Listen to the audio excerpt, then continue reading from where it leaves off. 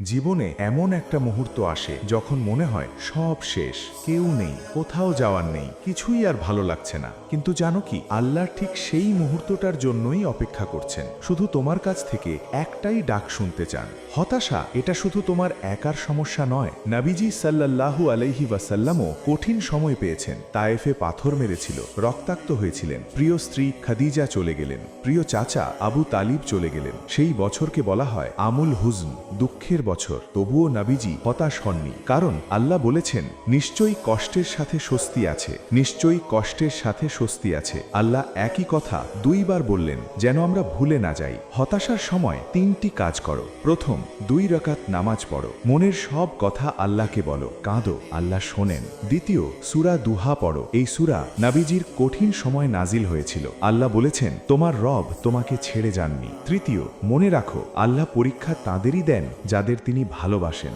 কারণ সোনাকে আগুনে পোড়ালেই খাঁটি হয়। হতাশ হইও না, আল্লাহ তোমার পাশেই আছেন। এই মুহূর্তে একটাই কাজ করো, সিজদায় যাও, সব বলো, ভিডিওটা শেয়ার করো। কারো জীবন বাঁচতে পারে আজই। আমিন।